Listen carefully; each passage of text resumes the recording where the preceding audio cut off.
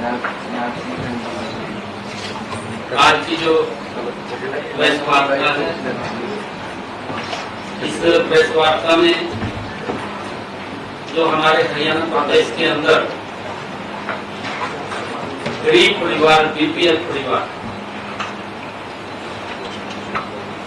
जिनको 100 गज के प्लाट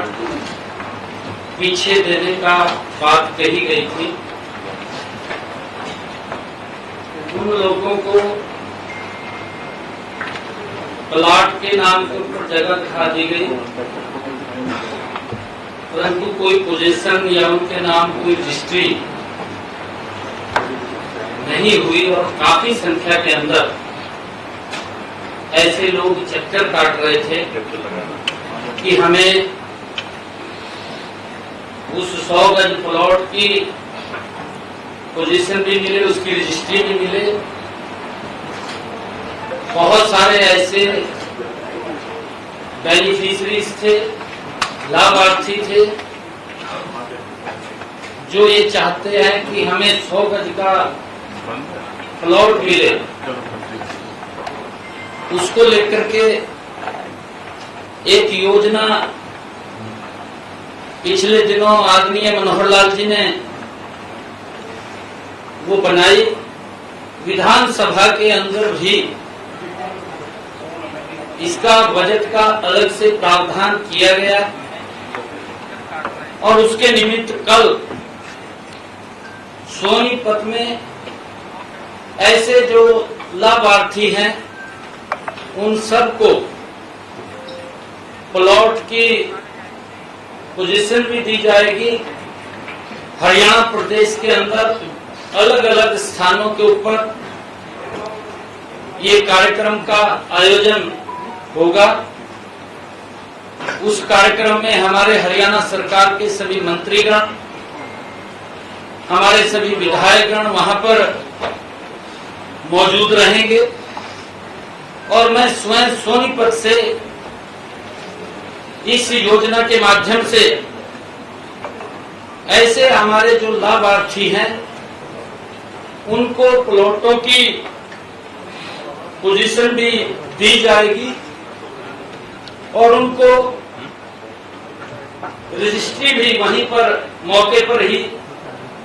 करा करके उनको सुपुर्द किया जाएगा। और इसके बाद ऐसे हमारे हरियाणा प्रदेश के अंदर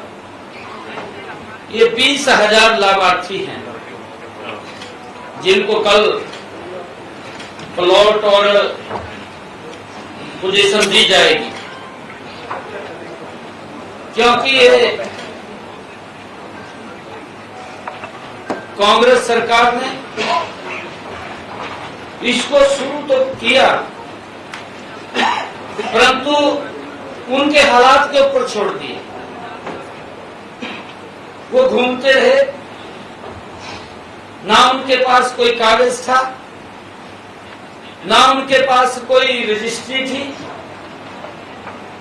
वो घूमते रहते थे कि हमें कोई पोजीशन मिल जाए, परंतु जब उनके पास कोई कागज नहीं था, खाली नाम मात्र के लिए जगह दिखा दी और उसके लिए वो चक्कर काटते रहे। ऐसे सब उन गरीब लोगों को, जो बीपीएल परिवार के लोग हैं, उन सबको ये 20,000 इस प्रकार की संख्या थी, लोग थे, उनको ये पोजीशन देने का काम किया जाएगा। और कांग्रेस जो ये महात्मा गांधी बस्ती योजना, ग्रामीण बस्ती योजना का ये डंडोरा पीटते रहे और ये उनके हालात के ऊपर कांग्रेस ने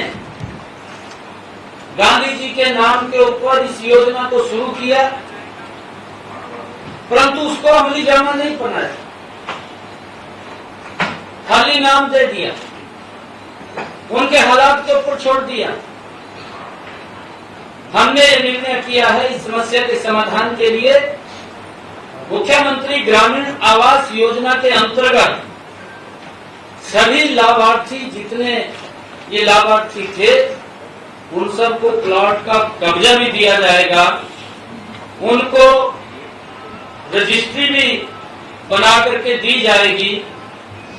और उसके बावजूद ऐसे अगर जो और लाभार्थी हैं जो शेष बचेंगे, उनकी संख्या ये लगभग 20,000 है और 7,775 ऐसे जो लाभार्थी हैं जिनको कल ही ये पोजीशन भी देंगे, कब्जा भी देंगे और उनकी रजिस्ट्री भी कराएंगे। 20,000 लोगों के जो हमने चिन्हित किया है, जहां उनको प्लॉट नहीं मिल रहा है या जमीन उपलब्ध नहीं है, शीघ्र ही जल्दी ही अगले चरण के अंदर हम उसकी सारी की सारी तैयारी कर रहे हैं। लगभग वो फाइनल टच के अंदर है। उनके खाते में भी 1-1 लाख रुपया वो प्लॉट खरीदने के लिए वो प्लॉट खरीद सके, वो पहुंचाने का काम भी जल्दी ही हम करेंगे। ऐसे ये लगभग जो संख्या है कि हमारी सरकार की सोच है और ये सोच डॉक्टर भीमराव अंबेडकर जी, ये सोच महात्मा ज्योतिबा फुले जी की, उनके सपनों को साकार करते हुए देश के यशस्वी प्रधानमंत्री आदरणीय नरेंद्र मोदी जी और हमारी डबल इंजन की सरकार उनके जीवन को सरल और सुगम करने के लिए लगातार उसमें सुधारीकरण करते हुए उन तक लाभ पहुंचाने का काम ये हमारी सरकार कर रही है। और ऐसे अगर और भी कुछ लोग बचेंगे, उसके लिए भी हमने ये कहा है कि एक पोर्टल के माध्यम से वो रजिस्ट्रेशन करेंगे कि जो ऐसे लाभार्थी बचेंगे उनको भी वेरीफाई करके जो पात्र व्यक्ति है उस तक लाभ पहुंचाना हमारी सरकार का कमिटमेंट है और उसको लेकर के हम उन तक ये लाभ पहुंचाने का काम करेंगे। आदरणीय प्रधानमंत्री जी ने पिछले 10 वर्षों में प्रधानमंत्री आवास योजना के तहत हमारे प्रदेश के अंदर लगभग 14,939 मकान बना करके देने का कार्य किया है। प्रदेश के अंदर लगभग 15,356 निर्माणाधीन हैं जिनके ऊपर काम चल रहा है। जल्दी ही उनकी भी चाबियां उनको सौंपने का काम ये हमारी सरकार, डबल इंजन की सरकार मजबूती से कर रही है। और लगभग हरियाणा के अंदर प्रधानमंत्री आवास योजना के तहत हमने पिछले 10 वर्षों में 552 करोड़ रुपया इस योजना के तहत हमने खर्च किया है। और ऐसे जो नए मकानों के अलावा भी पुराने मकान हैं, डॉक्टर भीमराव अंबेडकर नवीनीकरण योजना, उसके माध्यम से 2138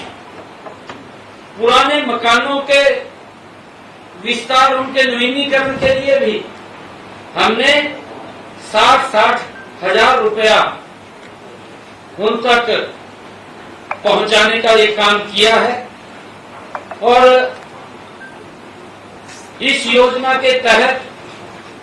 प्रति जो बेनिफिशियरी है, लाभार्थी है, उस तक 3 किस्तों में 1,38,000 रुपया पहुंचाने का काम ये हमारी सरकार वो कर रही है। प्रधानमंत्री आवास योजना ग्रामीण के तहत 29,440 मकानों के निर्माण की स्वीकृति दी है। इसमें 26,318 मकान बनवाए गए हैं। इनके ऊपर 376 करोड़ रुपया की मदद वो की गई है। हमारी सरकार लगातार गरीब के हित के अंदर मजबूती से फैसले लेती हुई ये नरेंद्र मोदी की सरकार, डबल इंजन की सरकार,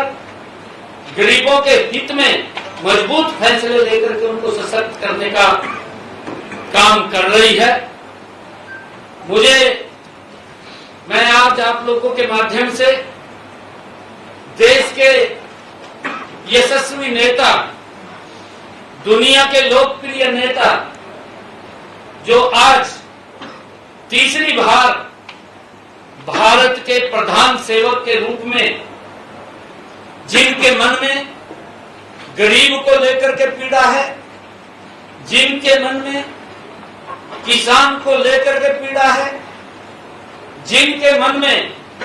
महिलाओं को सशक्त करने के लिए जो उनके मन में पीड़ा है, जिनके मन में युवाओं को उनका विश्वास बढ़े और युवा आगे बढ़े,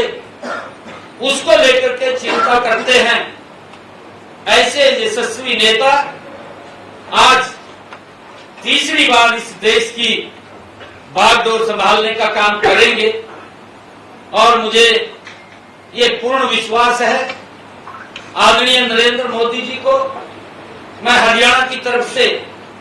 बहुत बहुत बधाई भी देता हूं, शुभकामनाएं भी देता हूं। उनके नेतृत्व के अंदर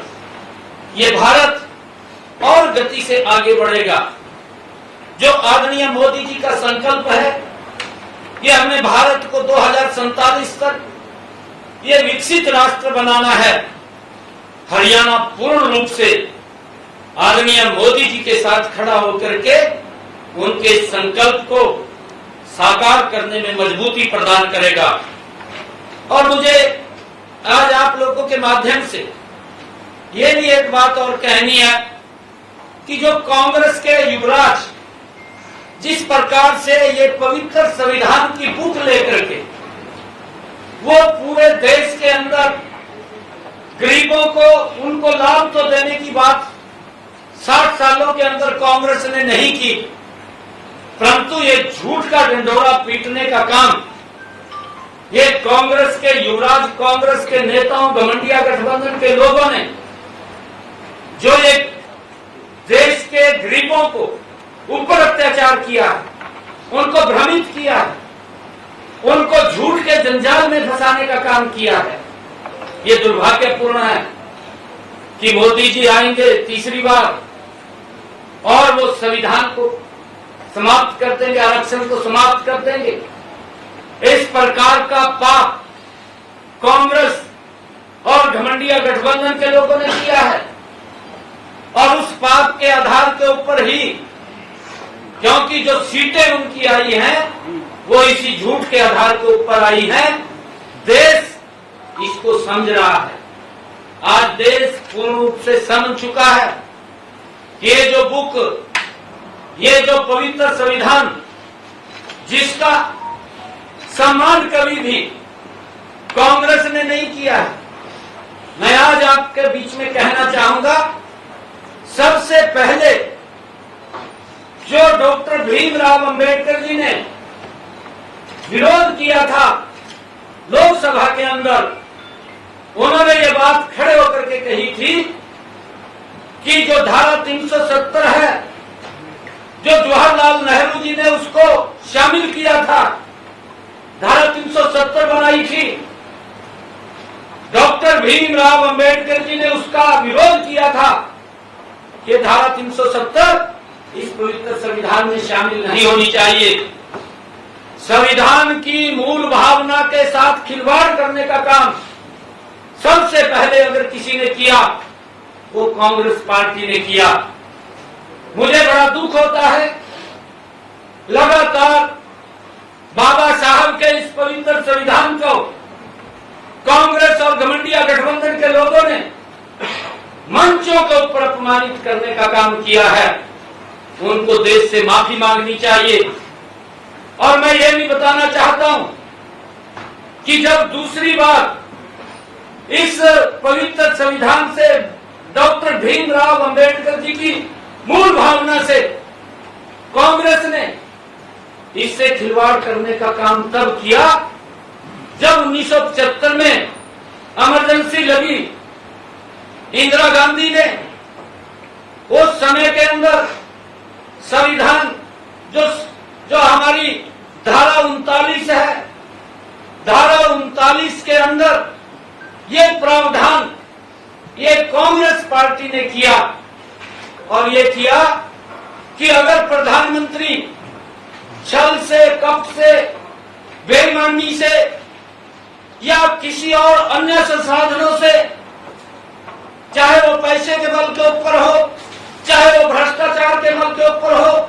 चाहे देश के लोगों का शोषण कर। अगर आप ये वीडियो YouTube पर देख रहे हैं तो हमारे चैनल को सब्सक्राइब करें और बेल आइकन को दबाना ना भूलें। अगर आप Facebook पर ये वीडियो देख रहे हैं तो हमारे पेज को लाइक करें।